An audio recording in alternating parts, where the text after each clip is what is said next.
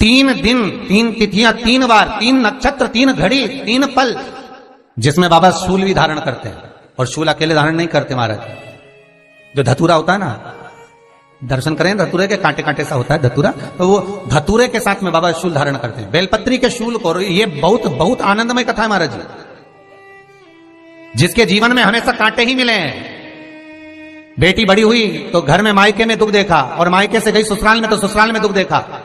ससुराल में भी दुख देखने के बाद में भी पति को बहुत कुछ काम खुलवाया, बहुत धंधे खुलवाए, नौकरी लगवाई, पर वो पति बार बार छोड़ कर आ गया, बार बार तकलीफ भोग रहा है, बार बार कष्ट भोग रहा है। फिर थोड़े दिन काम करता है, थोड़े दिन छूट जाता है, फिर व्यापार में बढ़ता है, फिर छूट जाता है, फिर कोई दुकान खुलवाई, थोड़े दिन अच्छी चली, फिर वापस वहीं घर पर आकर बैठ गया। अर्थात उसके जीवन में वो शूलता चल रही है।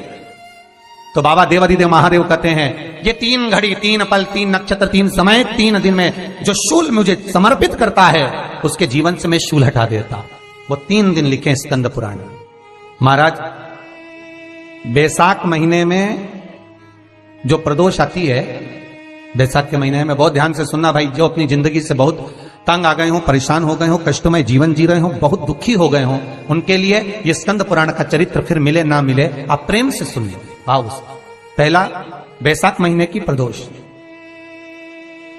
चाहे वो शनिचरी प्रदोष हो, चाहे रविवार की हो, सोमवार की हो, मंगल की हो, बुधवार की हो, गुरुवार की हो, शुक्रवार की हो, शनिवार की हो, कोई भी वार की हो, पर बैसाख महीने की प्रदोष, प्रदोष काल में शाम का समय सूर्य डूब रहा हो, बस डूबा ही हो, और उस समय पर सूर्य के डूबन के तुरंत बाद बाबा को धतूरे के साथ में बेलपत्री ना चढ़ाते हुए बेलपत्री के वृक्ष के 7 कांटे बाबा के शिवलिंग पर समर्पित करे जाते हैं महाराज, अपनी जिंदगी में अड़चनों को हटाने के लिए।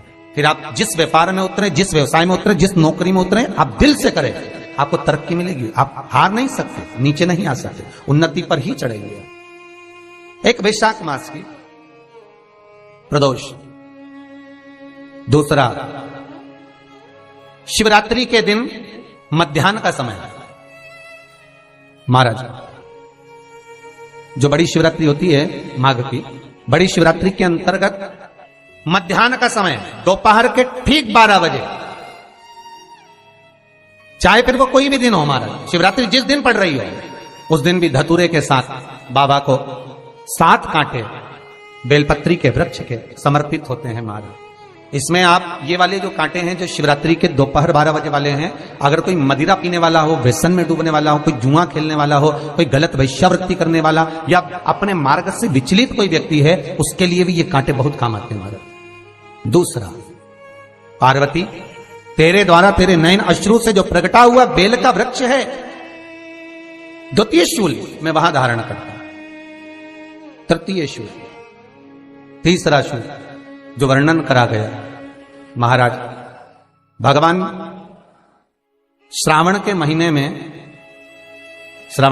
में जो भी दूसरा सोमवार पड़े, जो भी पड़े, श्रावण के महीने का जो दूसरा सोमवार होता है, उस दूसरे सोमवार में रात्रि के समय पर, अर्थात शास्त्र अब घड़ी और पल का स्मरण करेंगे तो रात्रि के बजेंगे 10 से 12 बजे महाराज, 10 से 12 के बीच में धतूरे के साथ बाबा को शूल समर्पित होता है महाराज। ये भी हमारी बाधाओं को, हमारी तकलीफों को, व्यापार व्यवसाय के लिए, नौकरी सर्विस के लिए, बहुत सारे एग्जाम में आप बैठ लिए, गवर्नमेंट एग्जाम के लिए बैठ लिए, नहीं हो रहा, ये 3 बार मेरे शंकर को बेलपत्री के वृक्ष के शूल समर्पित होते हैं, उसका आनंद पाना और उससे अपने को सुख प्राप्त करना।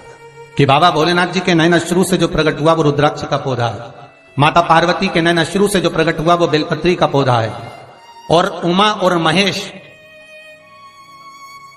जिस महेश के वंशज है महेश्वरी, जिनकी 12 खाम प्रगटी है भगवान महेश के द्वारा, वो महेश और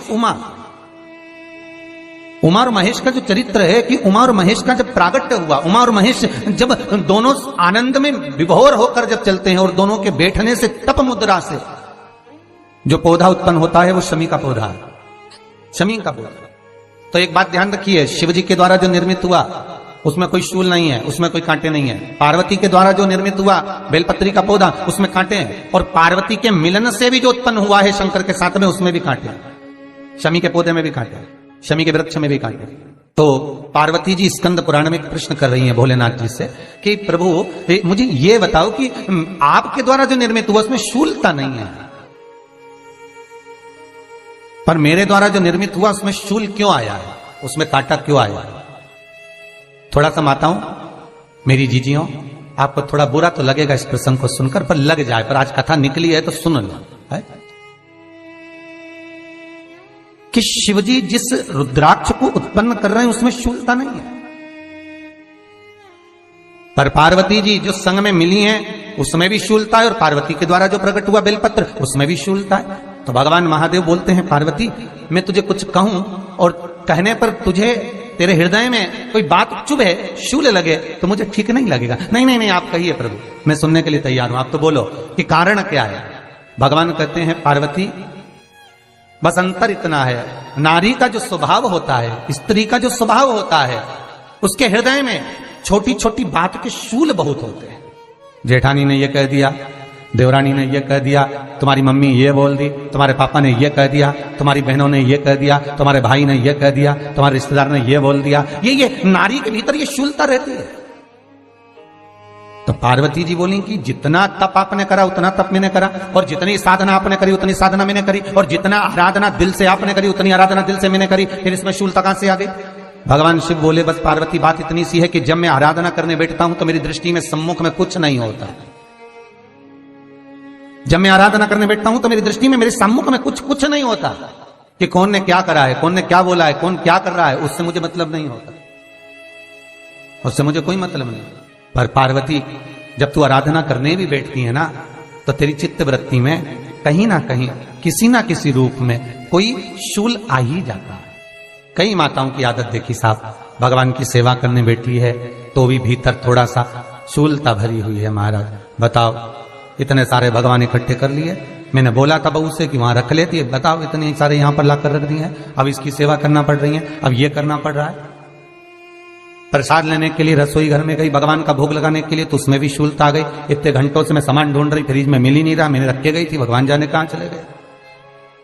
भगवानों को वस्त्र पहना रही है तो शूलता है, अलमारी का ड्रॉज खोला, इसमें मैंने सामान रखा था, ना जाने भगवान का श्रृंगार कहां चले गया, कौन ने हाथ लगाया, फिर शूलता आ गई। भोजन करने बैठे तो शूलता है, कोई कार्य के लिए जा रहे हो तो शूलता है। अर्थात कहीं ना कहीं नारी के जीवन में शूलता बनी हुई है। और पार्वती जब तुम भजन करो, तप करो, साधना करो, भक्ति करो, उसमें शूलता नहीं होना चाहिए। पार्वती जी ने कहा, भोलेनाथ तो क्या आप मुझे स्वीकार नहीं करेंगे बेलपत्री के रूप में? क्या मुझे स्वीकार नहीं करेंगे शमीपत्र के रूप में? पद्म पुराण, स्कंद पुराण, लिंग पुराण, नर्मदा पुराण और शिव महापुराण, ये सारी पुराणे वर्णन करती है। पार्वती जी का खंड आनंद वर्षित कर रहा है, वर्णन कर रहा है, पार्वती खंड वर्णन कर रहा है, सती खंड वर्णन कर रहा है, उमा संहिता वर्णन कर रही है। क्या आप मेरा ये बेलपत्र का स्वरूप आप धारण नहीं करेंगे? इसमें शूलता इसलिए भगवान कहते नहीं नहीं, धारण तो करूंगा पर शूल धारण नहीं करूंगा, मैं शूल धारण नहीं करूंगा।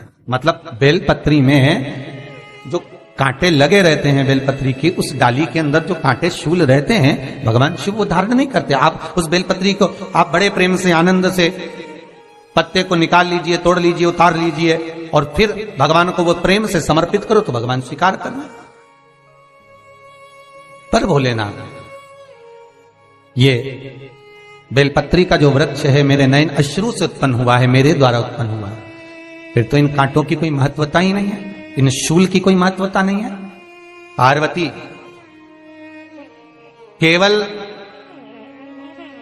3 दिन ऐसे रहेंगे, 3 बार ऐसे रहेंगे, 3 तिथियां ऐसी रहेंगी, 3 समय ऐसा रहेगा जिस समय पर तेरे द्वारा निर्मित शूल को भी शिव धारण करेगा और जगत का कल्याण